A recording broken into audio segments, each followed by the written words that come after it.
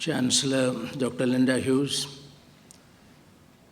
Mr. Brian Heidegger, Chair of the Board of Governors, the President and Vice Chancellor, Dr. Indira Samarashekara, the Dean, Dr. John Kennelly, Vice Presidents, Deans, Directors, members of the faculty, and scholars of this great university, ladies and gentlemen, Senator Roche, my dear friend, and many others here, thank you very much for coming. First of all, I want to express my sincere gratitude to the authorities of the University of Alberta for enrolling me as an honorary alumnus of this great university. I value this honor because I know the university has been at the forefront of many important scientific discoveries of great value to the quality of human life. I therefore treasure this honor, and I am grateful again to the authorities for choosing me. On this occasion, I have also been given the privilege to deliver a lecture in honor of Fred Bentley, a very distinguished member of this university for a long time, one of the great soil scientists of the world, and the founder chairman of the board of the International Crop Research Institute for Semi-Arid Tropics called ICRISAT in Hyderabad, as well as former Prime Minister Lester Pearson, who had made a great contribution to peace, eradication of hunger in the world. So it's a triple honor to give a lecture accepting the degree conferred upon me, the honorary degree conferred upon me by the university, to pay my tribute to Fred Bentley as well as Lester Pearson. I'm grateful to the university for this great honor. I chose the topic food security and safety in an era of climate change because Canada has been on the forefront in the world on food security and safety issues. In fact, the Food and Agricultural Organization of the United Nations was established in Quebec. It was born in Canada, and again, then Government of Canada, Canadian scholars and experts played a very important role in the formative years of FAO in developing this organization. Also, Canada has been coming to the rescue of many countries in the world which have been in distress now and then on the food front, including my own country in the 60s. Great famines were avoided, largely because of support from both the United States and Canada, the United States under the PL 480 program. More recently also, the Canadian government has played an important role in the area of environmental security. In fact, one of the great Canadians, Maurice Strong, has played such a key role in the whole area of environmental issues. The Stockholm Conference on the Human Environment, the Rio Earth Summit, as it is called, the establishment of the United Nations Environment Program in Nairobi. Many of these are all Canadian contributions to global environmental and food security. The IDRC of Canada, the International Development Research Centre of Canada, in whose formation Lester Pearson and Maurice Strong played a very important role, has been again a trendsetter in terms of promoting institutions of great value. The World Agroforestry Center, for example, and again in Nairobi, was entirely a creation of IDRC and CEDA. So I feel rather humbled to speak on food security in the presence of so many experts and so many of you who individually and collectively have made remarkable contributions to global food security. The first slide was data on, in spite of all the progress we have made, we are still in difficulty on the food front. Only last month in New York, there was a meeting of heads of governments to see how much progress has been made during the first 10 years, that is 2000 to 2010, in overcoming hunger and poverty, because the target's dates are 2015. We ought to reduce hunger by half what it was at year 2000. But unfortunately, instead of going down, the total number of hungry children, women, and men who will go to bed hungry tonight in the world, estimated to be over nearly 900 million. It was 800 million in 2000. It was over 1 billion last year, but FAO says there has been some improvement, but now it's still over 900 million. And so how do we really overcome this problem? I was in The Hague when there was a World Food Congress. Lester Pearson was one of those who gave the important keynote address at the World Food Congress. And I have a quotation from his, what he said today, and that day. In today's world, concern with the improvement of human condition is no longer divisible. If the rich countries try to make it so, if they concentrate on poverty and backwardness at home and ignore it abroad, they will merely diminish and demean the principles by which they claim to live. I think it's a very important and powerful statement by Lester Pearson, and we are grateful. And I remember he was in Delhi along with Maurice Strong in the late 1960s when he was discussing about the organization of the International Development Research Center of Canada as a means of trying to bridge the growing gap in developmental, in terms of economic development, social development, educational development. In fact, one of the statements made at that time, unless we bridge the education gap, the development gap will continue to widen. I think it is a very important statement, and that is why universities like Alberta have become so important, not only for Canada, not only for the state of Alberta, but for humankind as a whole. Fred Bentley, whom I knew very well because we were together, he was the first chair of the ICRISAT Board of Trustees for the first 10 years, and I happened to work with him both on the board and elsewhere, one of the great soil scientists. But he was, again, a historic person in the sense he was able to see in advance what is happening. I am quoting from one of his lectures, an important lecture he gave. I am of the opinion that the welfare of Canadians, and especially of future generations, is being adversely affected by unnecessary usage of a considerable area of agricultural land for non-agricultural purposes. I am also of the opinion that the extent and significance of farmland deterioration under use in Canada are largely unknown and very inadequately researched. It will be exactly the same if I put instead of Canada, India. That's why I put this quotation. We are also losing farmland for non-farm purposes, and I think there is not enough appreciation of what might happen to the future of food security if prime farmland all the time goes out of farming. This was Ralph Cummings and Dr. Bentley. Ralph Cummings from the United States was the first Director General of ICRISAT. They both laid the foundation. Also in the picture, there is Indira Gandhi, who was laying the foundation. She was then the Prime Minister of India, of this institution. There was great hope, and there is still great hope from this institution, largely because it was the first international center dealing with semi-arid tropics. In other words, purely what we call in India dry farming areas or rain-fed areas. Of course, in Canada, much of your area is rain-fed, but in India, about 40% is irrigated and 60% are rain-fed. But those are the areas which produce important crops like grain legumes. We call it pulses in India, chickpea, pigeon pea, mung bean, and so on, and also oil seeds of various kinds, and sorghum and the millets. So it's a very important area from the point of view of both food security and. Now, Fred Bentley, in one of his speeches at that time, said India's accomplishments in increasing food production during the past decade have surprised the world and have earned this country great respect. Those achievements have benefited hundreds of millions of your citizens, but the battle is not won yet.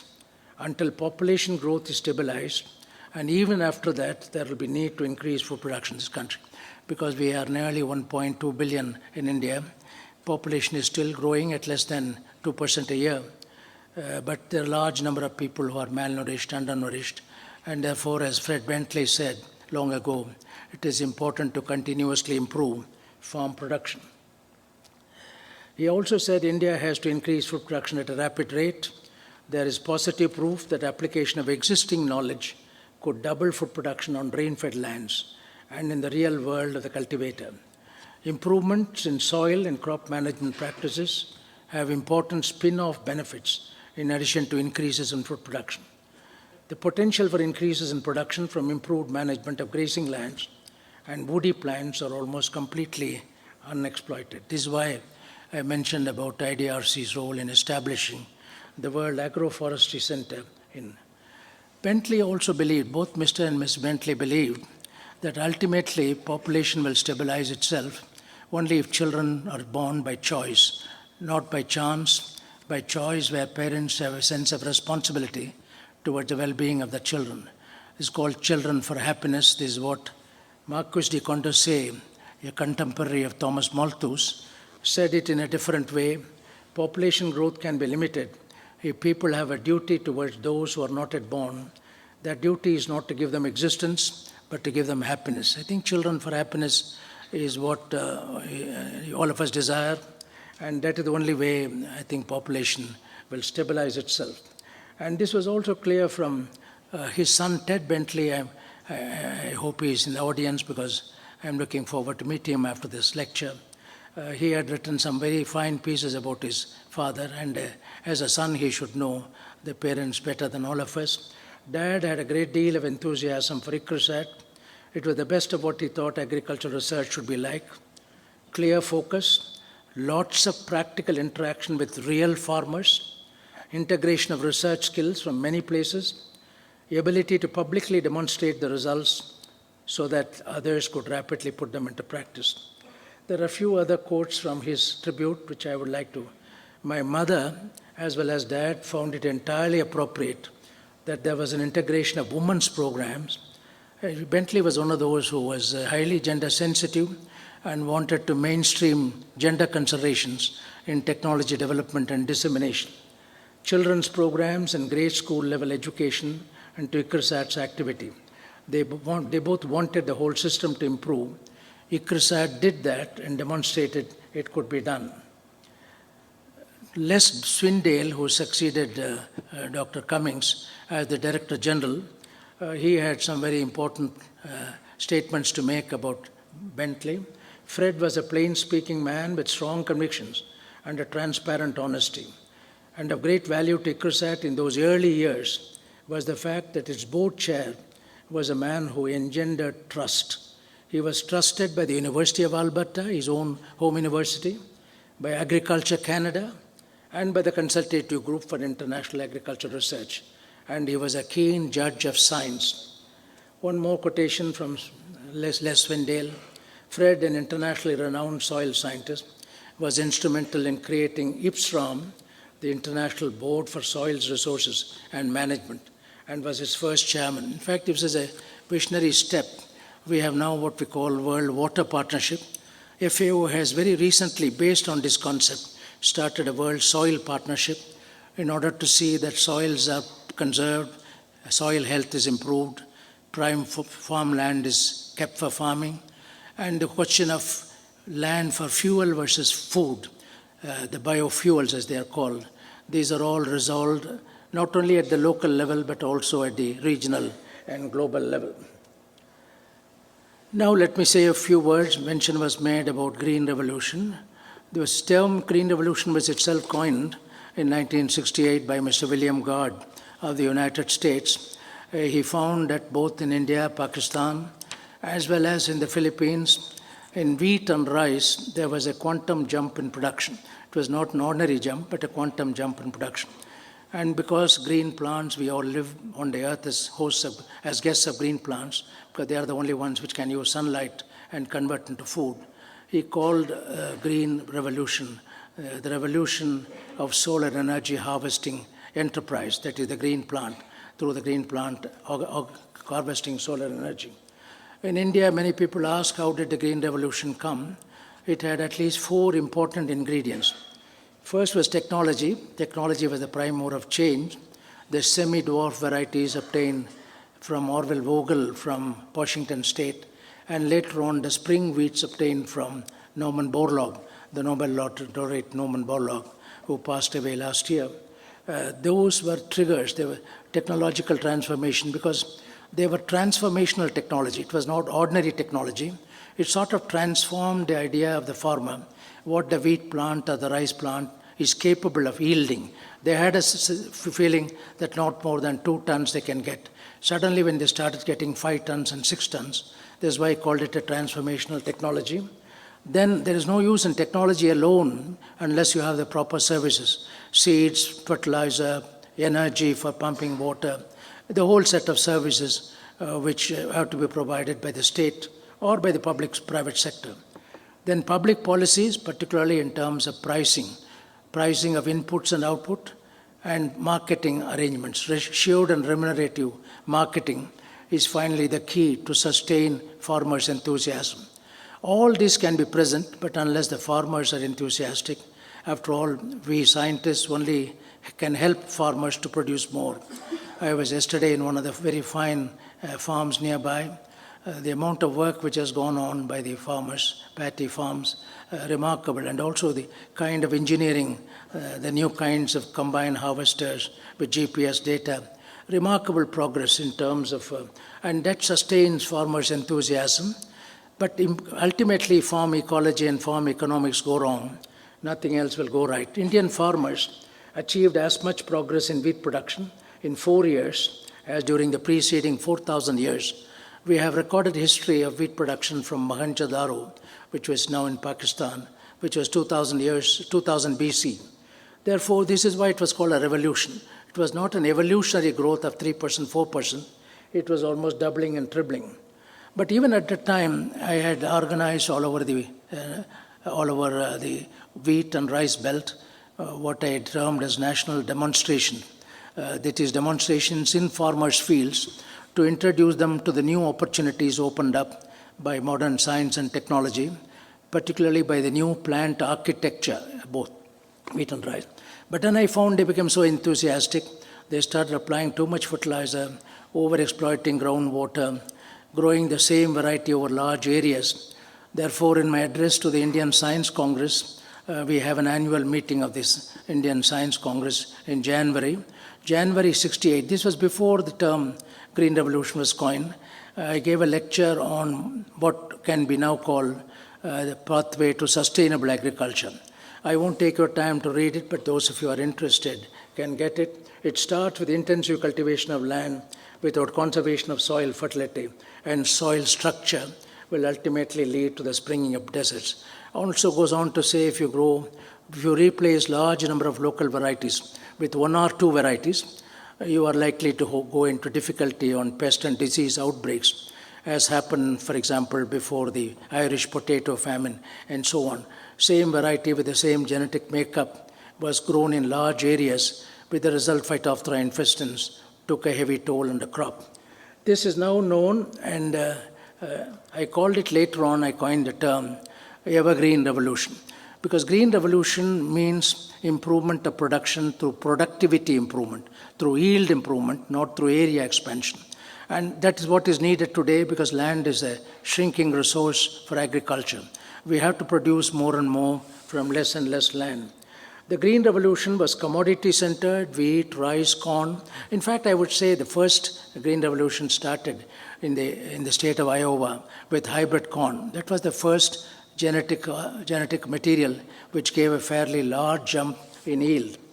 Change in plant architecture, harvest index means the amount of photosynthase which goes into the grain, change in the physiological rhythm, incense due to photoperidium and so on.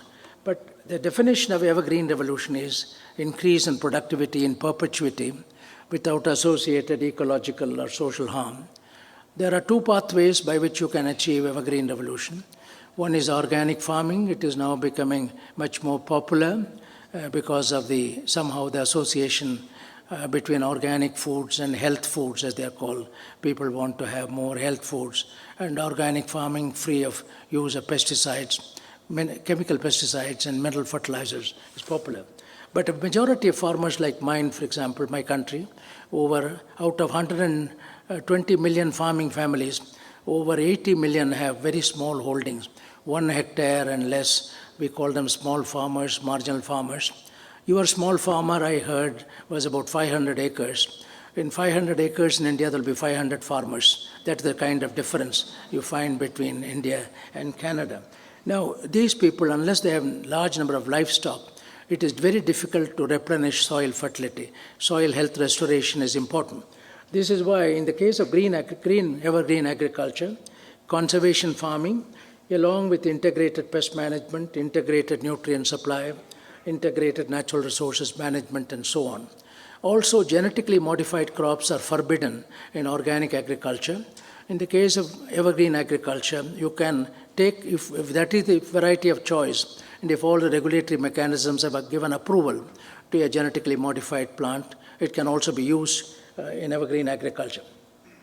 With a number of criteria which you can use, supposing you want to run an evergreen agriculture program, you have to have a checklist. How are you going to monitor whether it is evergreen or not? Starting again, Dr. Bentley's emphasis on soil health and laws, going to greenhouse gas emissions, carbon sequestration, water harvesting, and up to food safety, fertilizer, pesticide and fertilizers residues. You can have a checklist and find out how far the technology which you have suggested is satisfactory from all these criteria. I like the government of Alberta's policy because you have a large mining industry.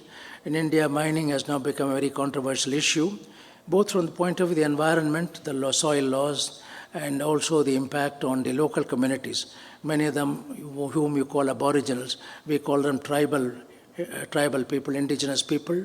They live in forests, they are forest dwellers, and the kind of damage to their livelihood is sometimes very great by indiscriminate mining.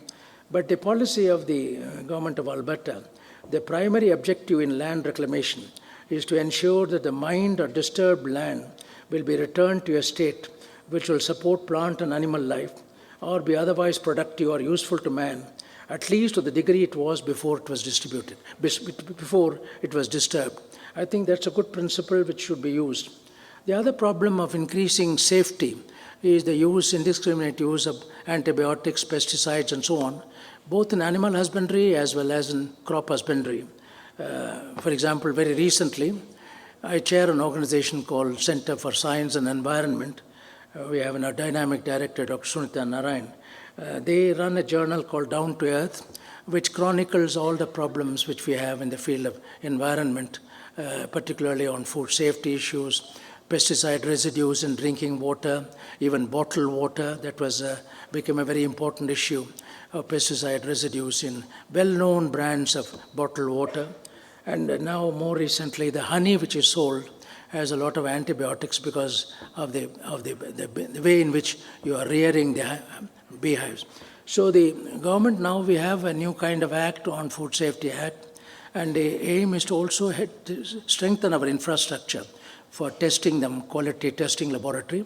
At the same time, we need a lot of literacy. For example, what you see in this slide is in the language Tamil, which is where we work, my foundation, Tamil Nadu it is called.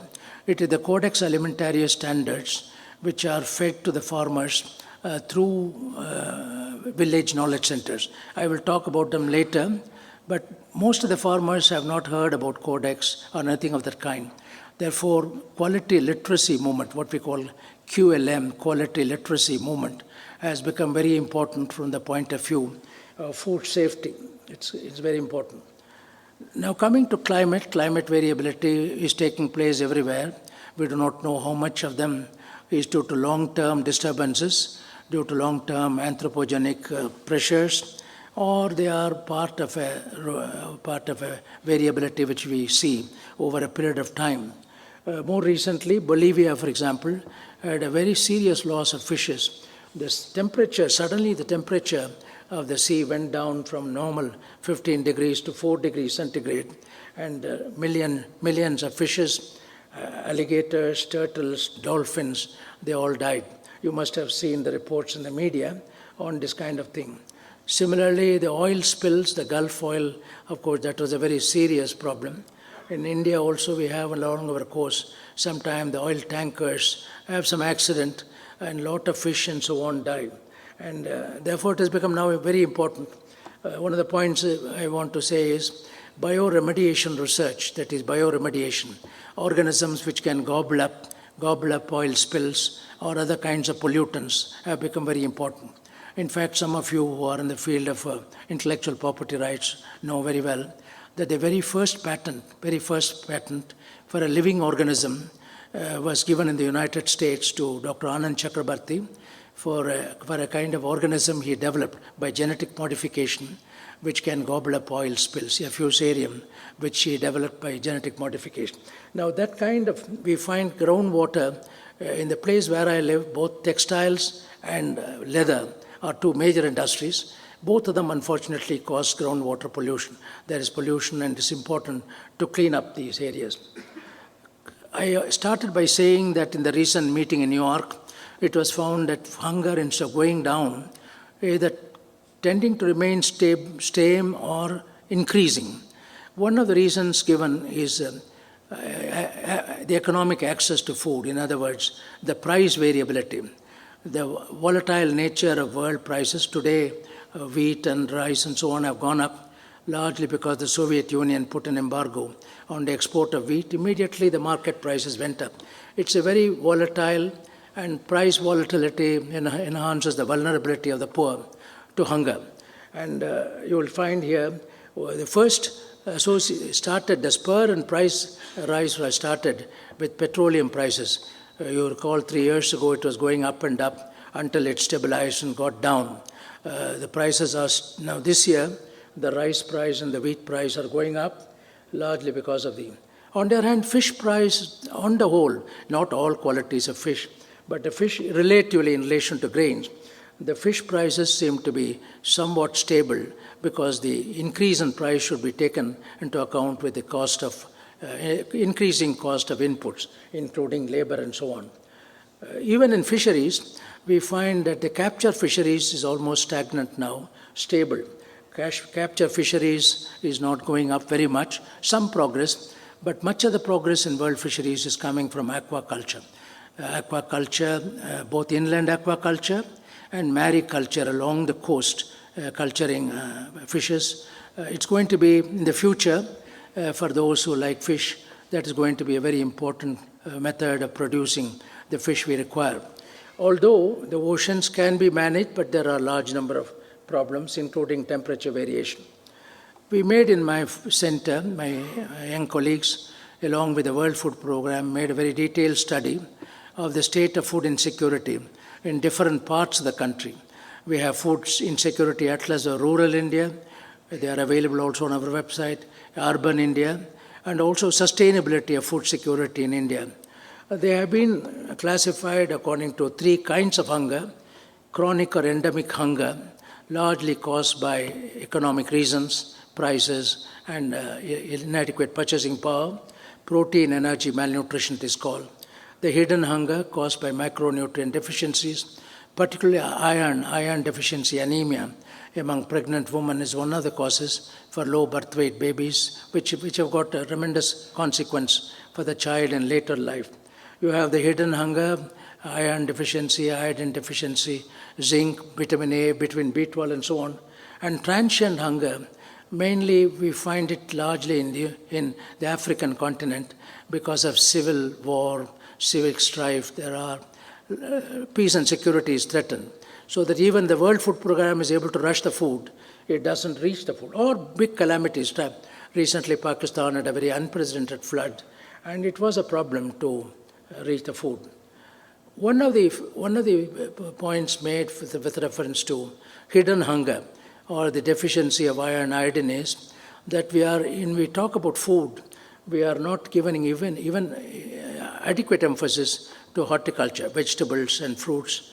Of course, those who are well-to-do can have more, but the fact remains at the village level, farmers can grow vegetables and fruits in the local area. For example, this single plant, Moringa, oleifera, is a remarkable plant. It provides almost all the micronutrients we require. It grows very well. There are annual varieties now, 7 times the vitamin C in oranges, 4 times the calcium in milk, 4 times the vitamin A in carrots, 2 times the protein in milk, 3 times the potassium in bananas, and so on. And what we are doing in our center, we go area by area and identify what are the micronutrient deficiencies among the people with the help of competent pediatricians and nutrition experts from home science colleges. We make an analysis, and then we see for each horticultural malady, each micronutrient malady, what kind of horticultural remedy you can apply. And there are a large number of local plants. I'm mentioning it because many times people, of course, there is emphasis on fortification. For example, we ourselves made it compulsory to have iron fortified salt now. There are double fortified salt, and both are bioavailable in tests. Fortification is all right in some cases. Salt is because everyone consumes salt. One of the best methods of giving iodine to people is through salt fortification. But by and large, by growing native foods, they also have a more healthy food, and it also increases the income of the local communities. Therefore, we have tried to, because of the persistence of hunger in India, we have tried to see a paradigm shift from a purely centralized approach from Delhi or somewhere sending food to a more decentralized grassroots level approach. These are all community food security system. There are 4 kinds of banks. The gene bank, which is technically in situ, on-farm conservation of land races. The seed bank, so that if one crop fails, they have the seed. The grain bank, the local grains. Many times it may be pennisetum, paspalum, setaria, a whole series of local grains. And finally, water harvesting and water banks. Conservation, cultivation, consumption, and commerce are all linked into an integrated system. Quite frequently we find these are indigenous people or aboriginal people, you may call them. They live with a lot of biodiversity and a large amount of knowledge of biodiversity, medicinal plants particularly and so on. But nevertheless, they are very poor. And I have said here, the poverty of the people in relation to prosperity of nature, this irony must be ended by science and technology and by other. Now, this lady went to Johannesburg to receive the Equator Initiative Award in 2002. Enormously knowledgeable woman. And they have now formed a society in this area, the tribal families. They call it, in the local language, a Biohappiness Society, and define biohappiness as results from the conservation, sustainable and equitable use of biodiversity, and the blending of traditional knowledge and frontier technology. I think we must promote this biohappiness movement in the sense the bioresources must make some meaning to the local people in terms of converting them into jobs and income on an environmentally sustainable way. India, like Canada, we have a very large dairy enterprise. We now produce 110 million tons of milk per year. Over 75 million women are involved in this enterprise. It's a very small-scale enterprise. Because of the large number of people involved, you have a fairly large amount of production. The enterprises, these are all individual buffaloes or cows owned by them. And we have 1 billion farm animals. I told you we have 1.2 billion human beings, 1 billion farm animals, about 500 million small ruminants and large ruminants, and about 500 million poultry birds. The demand for chicken and eggs has grown. There are about nearly 500 million poultry birds. They also require food. Therefore, now we are trying to develop a policy for nutrition security for farm animals based upon fodder, feed, and concentrates.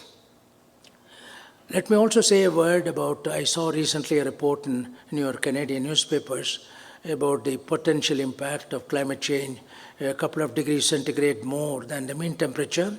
On even the newspaper used the word climate prosperity. In other words, there are some benefits from climate change. Very cold areas, little higher temperature, will extend the growing season and thereby the yield. And also many other carbon dioxide enrichment in the atmosphere can also confer some benefits. But in the tropics and subtropics, it will be a disaster. For example, in our own, the heartland of the Green Revolution in northern India, 1 degree centigrade more means about one week less in duration. 1 week less in duration means about 400 kilograms of wheat less than per hectare. So our calculations are that wheat yield in India is likely to be around 6 million tons, the losses. And the one other area where Canadian assistance and Canadian research participation has been extremely valuable to us has been in the containment of the rust disease. The Winnipeg Rust Research Laboratory in Winnipeg, and the late Dr. Glenn Anderson, who worked with us, a very eminent Canadian wheat scientist, one of the most wonderful persons I have worked with. They helped a lot. We have a gene deployment strategy. When we started what led to what is called Green Revolution, 1963-64, we knew if you were going to give more fertilizer, if you are going to give more irrigation, conditions which are favorable to the crop are also the same conditions which are favorable to the pathogen. And therefore, the pathogen problem will increase. So we had to develop a rust containment strategy, a containment strategy based upon the different races of rust in different parts of the country. So you checkmate it. You checkmate the rust from going. This has been an important factor in our Green Revolution. Many times people think a variety alone won't help the agronomic practices and management of diseases and pests. We are worried in our Pakistan had severe floods. The northwest India has also had floods now and then. Even this year we had some floods. And if the Himalayan snow is going to melt rather early, then we'll have more frequent floods and so on. Now, this area is also one which grows rice. Fortunately, rice is one plant where the amplitude of variability is very high. We have at the International Rice Research Institute in the Philippines, in the gene bank, over 100,000 varieties of rice. It is believed that there are over 150,000 varieties of rice, and they are all kinds of rices. Some of them which will go below sea level, some of them were floating rices. They will go up. As the floodwaters go up, the plant also goes up, called the submergent genes, and those which can grow in the high Himalayas and so on. So we are now trying to see how to develop as an anticipated research program in a flood-prone area, what kind of variety we should grow. They must have these genes which are responsible for the elongation of the stem, and thereby they can grow. Another problem is we grow more potatoes in India than the whole of Latin America, which is the home of the potato, together. Largely because potato has been grown in the plains of India, the seed potato. But if the temperature is going to go up by 1 or 2 degrees, the vector-borne diseases will become more important in where we are producing the seed potato. Therefore, we'll have to shift to what is called true potato seed, like eggplant or tomato. The seeds, they're all Solanaceae, the same family. And we have now trying to intensify our work on true potato seed so that the potato production will not go down because of vector-borne diseases. Vector-borne diseases are also important for human diseases. For example, malaria, many of them may become more important with a higher temperature because the vector-borne diseases will have a field day. The other important thing which has now been again and again re-emphasized is the need to conserve a sample of genetic variability for purposes for tomorrow and after, for our children, grandchildren, and so on. These are all cryogenic gene banks. One of the earliest one was in Fort Collins in the United States. Almost all countries have their own gene banks. But more recently at Svalbard, the government of Norway, near the North Pole, has created a large gene vault, as they call it, seed vault, under permafrost conditions. The operating cost is much lower. Otherwise, those who run cryogenic banks know the electricity charges, the energy charges are high. So you have to develop from community gene banks to national gene banks to a global gene bank at Svalbard. More recently, our own defense research organization has developed a gene bank under permafrost conditions in a place called Ladakh. Unfortunately, Ladakh had a very serious flood this time, but this particular gene bank under permafrost condition was not affected.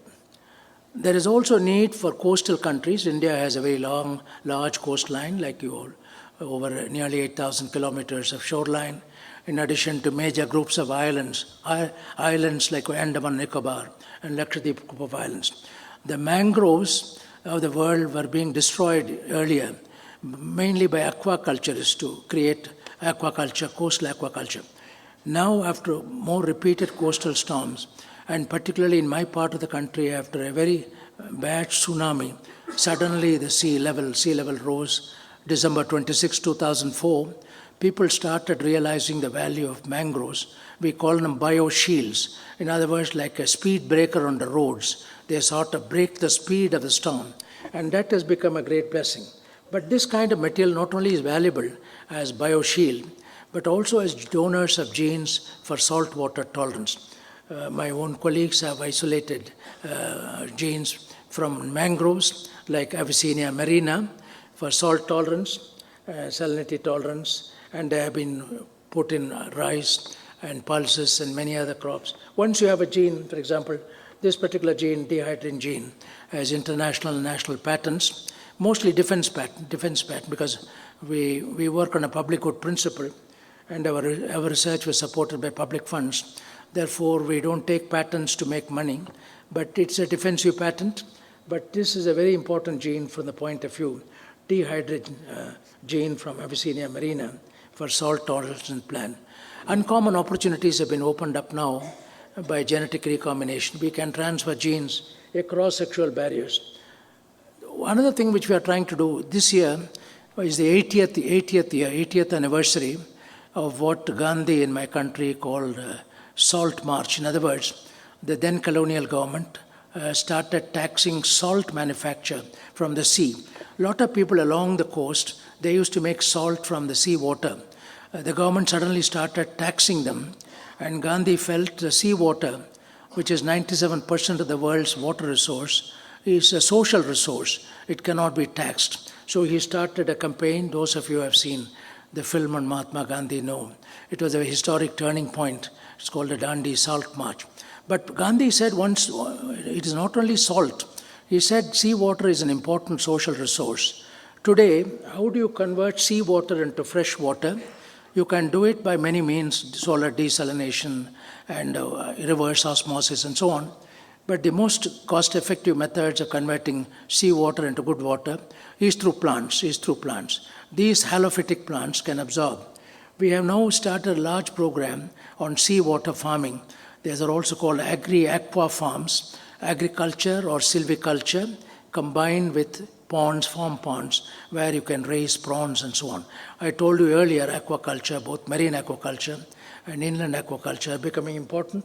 So the seawater farming, and there are areas in India, Kuttanad, it is in Kerala, a very beautiful part of the country, and there the farmers have been practicing for many years below sea level farming. Like the Dutch farmers, we don't have such sophisticated dikes. They put seasonal dikes. During the heavy monsoon period, they take a good crop of rice with fresh water. Non-monsoon period, the seawater comes in and a crop of fish is taken. So one fish, one rice, a very good rice crop and one very good fish crop is now becoming popular as below sea level farming. We are putting a research center there because countries like Maldives minister visited us and he said they would like to have some training on below sea level farming because, as you know, many island states are worried about sea level rise and the consequence to their own agriculture and livelihoods. We are also trying to develop a genetic garden of halophytes, identified 1,560 species of obligatory halophytes, which can tolerate high concentration of sodium salts. Over 60 species we have on faculty to halophyte. This genetic garden of halophytes will be quite a unique one because we believe that we must conserve all these halophytes. Again, to quote Gandhi in my country, he used to say, nature provides for everyone's needs, but not for everyone's greed. Not greed, but not for need. And this is very true when you look at the diversity in nature, biodiversity in nature. You find plants or animals or genes for various conditions. So gene banks from a warming planet have become exceedingly important. These are the kinds of structures, agri-aqua farms, one crop of fish, one crop of mangroves and so on. Earlier, I mentioned about the importance of Aboriginal or local indigenous people, their own knowledge, because it comes from experience, not from classroom education, but lifelong experience. They have developed knowledge. These are some of the people with whom we are working in Koraput. I'm happy to say there may be a collaborative project soon with the University of Alberta.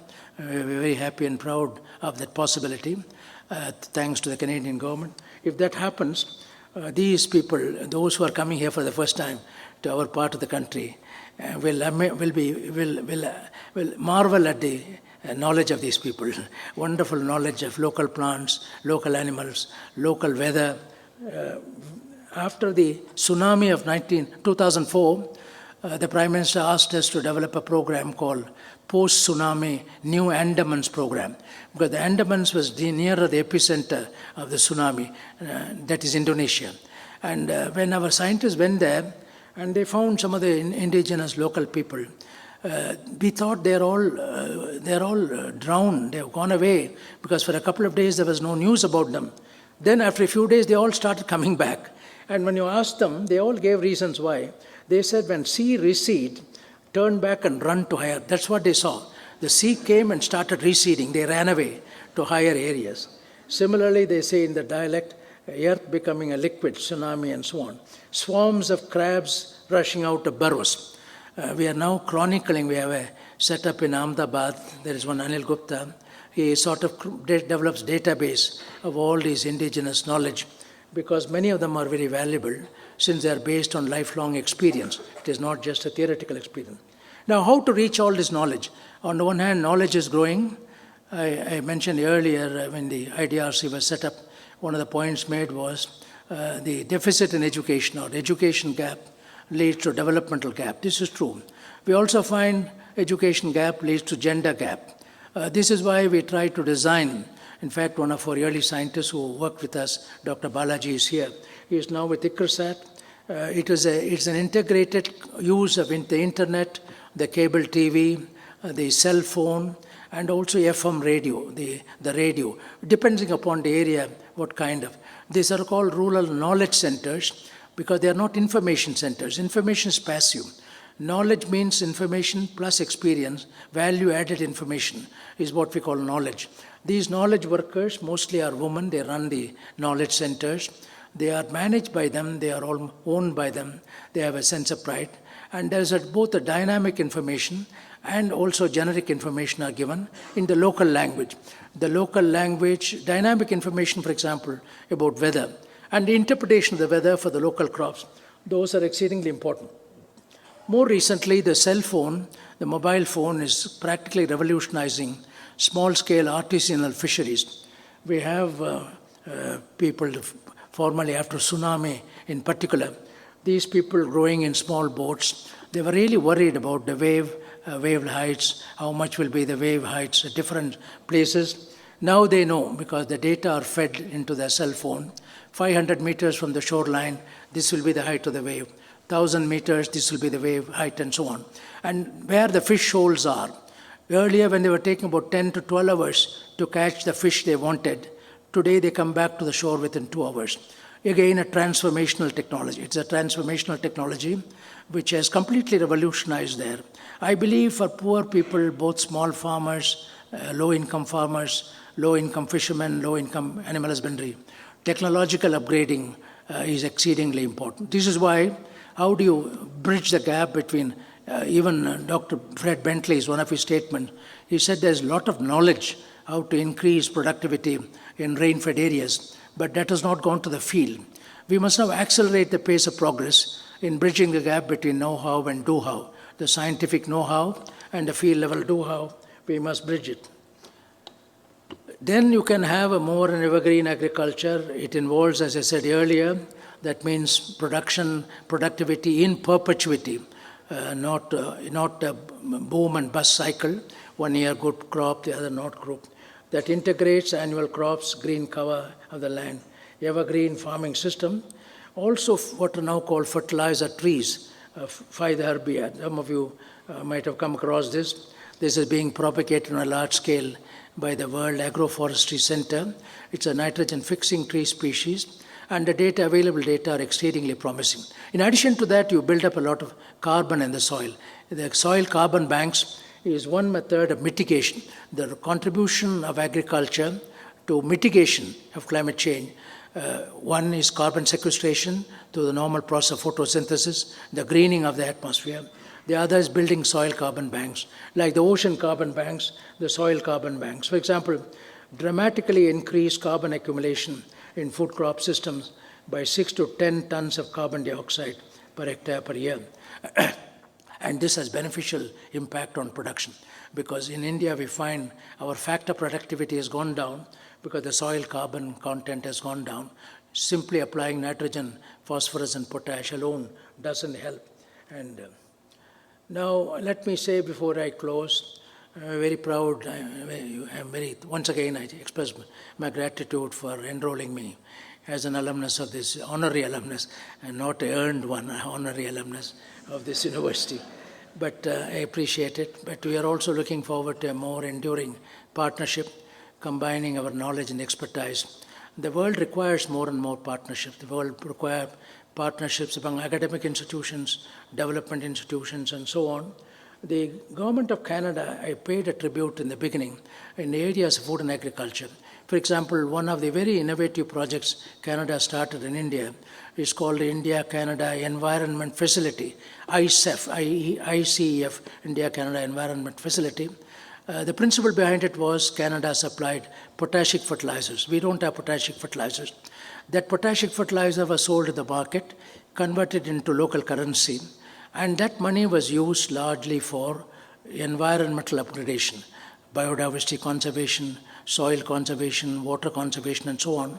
This project, India-Canada Environment Facility, was a very important project in many areas from the point of view of environmental protection.